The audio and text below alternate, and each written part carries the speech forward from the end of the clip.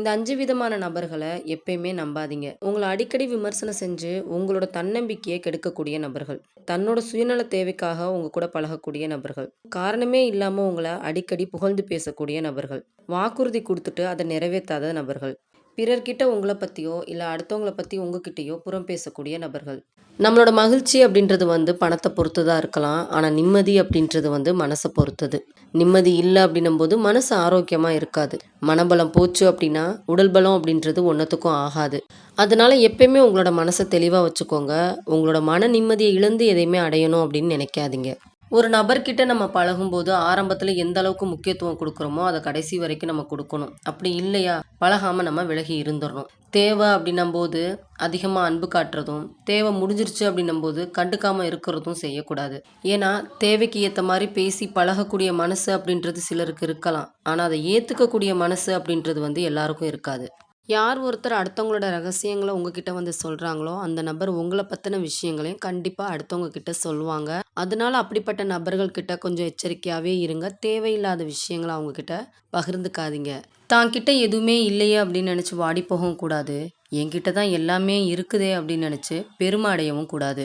நம்ம வாழ்க்கையில நடக்கக்கூடிய எல்லா விஷயங்களும் ஏதோ ஒரு காரணத்தோட தான் நடக்குது அப்படின்றத உணர்ற நம்ம, சில விஷயங்கள் நமக்கு கிடைக்காம போறதும் கூட ஏதோ ஒரு காரணத்துக்காக தான் அப்படின்றத உணர்றதுக்கு மறந்துடுறோம். தூரம் நின்று பார்த்தா நிலா மட்டும் இல்லைங்க, சில உறவுகளும் கூட அழகா தான் தெரியும். நமக்கு பசிக்கும் போது கிடைக்காத உணவும், நம்ம பதறும் போது உதவாத உறவும் பயனில்லாதது.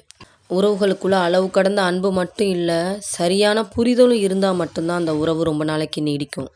கெட்ட சவகாசத்தோட கூட்டமா சேர்ந்து வாழ்றத விட, தனிமையில தனிச்சிருக்கிறது எவ்வளவோ மேல். தனிமை அப்படின்றது ஒரு நபர வாழவும் வைக்கும், வாழ விடாம சறுக்கி விடவும் செய்யும். தனிமைய மட்டும் சரியா கையாண்டோம் அப்படின்னா, நிச்சயமா நம்ம வாழ்க்கையில முன்னேறலாம். நம்மளோட மனசுக்கு சந்தோஷத்தையும், நிம்மதியும் குடுக்கக்கூடிய சில உறவுகள் தான், சில நேரங்கள்ல நமக்கு வலியையும், வேதனையும் சேர்த்து குடுத்துர்றாங்க.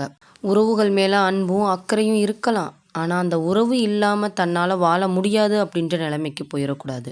ஏன்னா, இந்த உலகத்துல பிறப்பும் தனியா தான், இறப்பும் தனியா தான். சண்டை போடும்போது அமைதியா இருக்கிறவங்கலாம் உணர்ச்சியே இல்லாதவங்க, பேச தெரியாதவங்க அப்படின்லாம் அர்த்தம் கிடையாது. வார்த்தைகள விட்டா அந்த உறவு பிரிஞ்சிருமே அப்படின்றத நல்லாவே உணர்ந்தவங்க தான். மனசு நிறைய உங்க மேல கோபங்கள் இருந்தாலுமே கூட, உங்கள விட்டு குடுக்காம, உங்கள விட்டு பிரியாம, உங்க கூடவே இருக்கணும்னு நினைக்கக்கூடிய ஒரு உறவு கிடைச்சிருக்கு அப்படின்னா, அப்படிப்பட்ட உறவ நீங்களும் தக்க வச்சுக்கோங்க. இந்த உலகத்திலே ரொம்ப கொடுமையான விஷயம் என்ன தெரியுமா?